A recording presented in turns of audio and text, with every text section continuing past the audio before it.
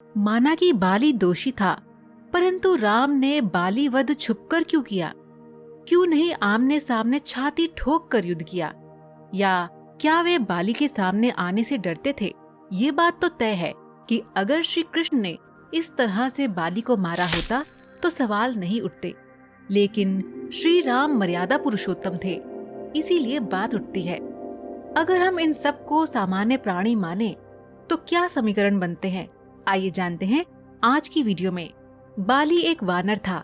वानर अनार्य होते थे, मतलब कि वो शरीर से भले ही बहुत ताकतवर रहे हों, मल्ल युद्ध में निपुण हो, पर युद्ध कला में पिछड़े थे।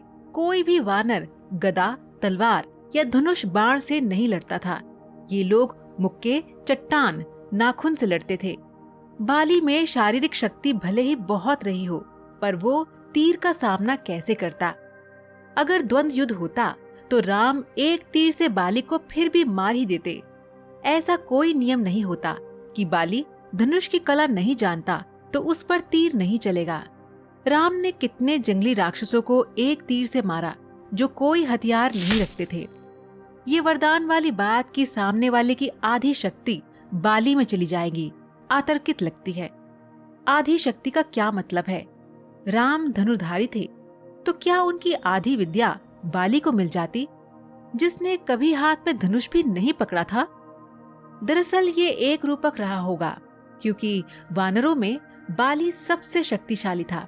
उसको देखते ही सामने वाले का मनोबल कम हो जाता होगा। इसको कहा गया है कि आधा बल कम हो गया। अब सुग्रीव को इस बात का डर लगा होगा कि यदि बाली और राम आमने सामने हो गए तो बाली राम की शरण में चला जाएगा। इसलिए उसने भगवान राम से अनुरोध किया कि वो बाली के सामने ना आए। बाली और सुग्रीव में से चुनना होता तो भगवान राम हमेशा सुग्रीव को ही चुनते, क्योंकि वो भी सताया हुआ था। इसीलिए जब सुग्रीव के प्राणों पर संकट आया तो उन्होंने अपने दोस्त की मदद की। बाली खुद छोटे भाई की पत्नी को जबरदस्ती रखे हुए था। राम उससे कभी मदद नहीं लेते। राम का असल मकसद रावण से युद्ध था। सेना बनाकर बाली से लड़ना समय और संसाधनों की बर्बादी होती, पर वो अन्यायी था, उसको मारना भी जरूरी था।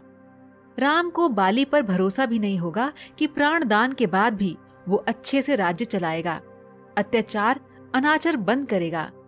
यही कारण है कि हमें लगता है कि अगर रावण माता सीता को लौटा देता तो भी राम उसको इसी शर्त पर जीवित छोड़ते कि वो भविष्य में किसी और पर अत्याचार नहीं करेगा। राम सिर्फ अपनी या सुग्रीव की लड़ाई नहीं लड़ रहे थे। बाली और रावण खराब मन के थे, इनका सुधरना मुश्किल था और इसी कारण राम के हाथों उनकी मृत्यु तय थी। तो दर्शकों, आज का सवाल आपके लिए ये है कि क्या आप बता सकते हैं कि सुग्रीव और बाली का आपस में क्या रिश्ता था? आप इसका जवाब हमें नीचे कमेंट बॉक्स में दीजिए।